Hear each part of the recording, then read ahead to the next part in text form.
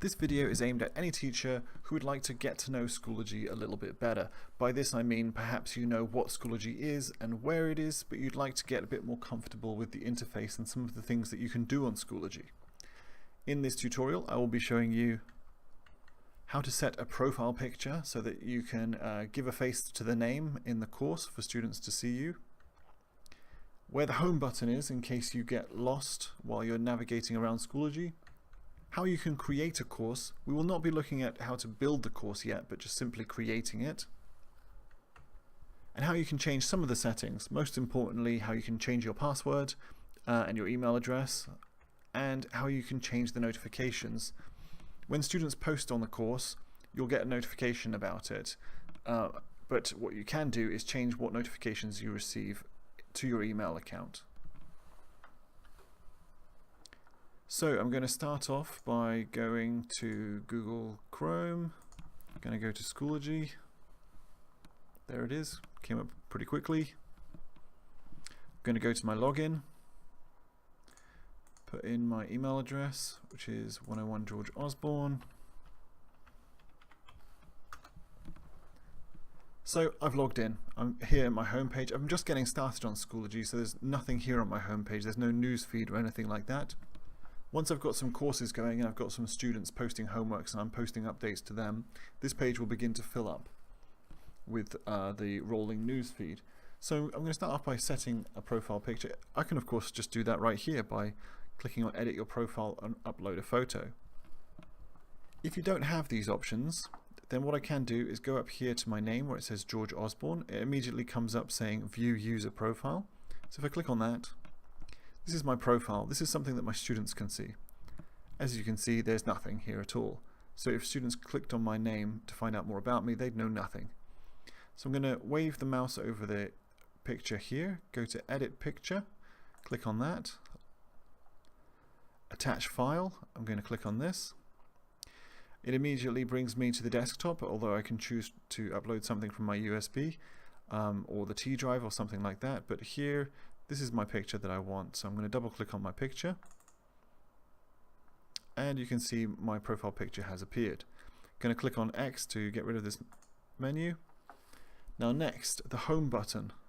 Quite simply up here in the top left, home. Anytime I press on that, it will bring me back to this main page. Well, now I can see my beautiful profile picture. So I want to create a course.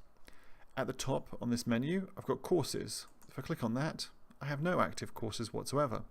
As you begin to build courses and join courses, this will of course fill up and you can scroll down and choose the course that you want. I'm not going to join a course today. I need an access code to do that. I'm going to create a course. So if I click on create, and now some new options. Course name. Well, my course, let's say it's a general English course. I'm going to put GE. Section name, I'm going to say perhaps it's called B6 for example.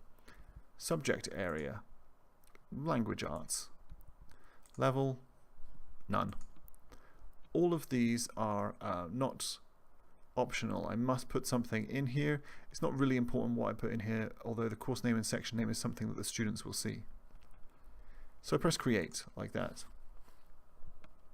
Now I have a course. It is of course empty. In order to fill up my course I need to add materials, but again that's something we'll look at a later date.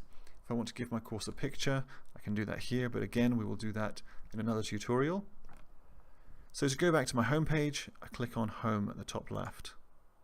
If I want to go back to my course, I press on courses. Now I have one, GEB6. There's a little crown here which means I'm the administrator of this group. So when I left click on this group, it takes me straight back to this completely empty course. This is the access code to the group. No one can join the group unless they have this access code. But again, we'll talk more about the access code in the course in the future. I'm going to go back to my home. Next, I may want to change my password or change my email address. To do that, I go up here to the top right, click on the settings, drop down menu, and choose account settings. Here I can change my email address if I want to by editing it here. I can also change my name if I want to give myself a title, for example. I can be Doctor or Reverend or Professor. I think I'll be Professor for the time being. So next, of course, I'd have to click on Save Settings, Save Changes, sorry, at the bottom. My changes have been saved. I want to change my password though, so I'm going to go to Privacy. Privacy Settings.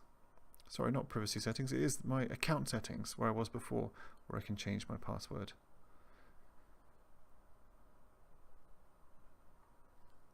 Here it is, sorry, I lost it for a second. Account password, password, change your password.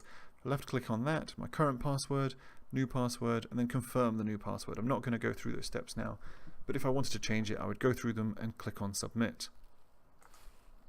Next, notifications.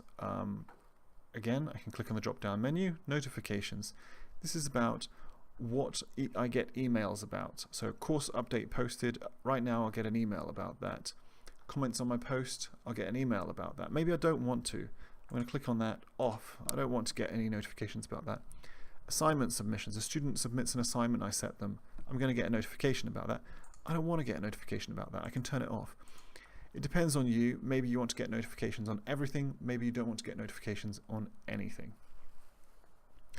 Okay, so here you can see how I can change my notifications, change my password, create a course, where the home button is so I can always return to this page, and how I can set a profile picture. If you have any questions about anything that you've seen in this video today, please do not hesitate to contact either myself, Adam G, or Adam T. We are both very happy to help.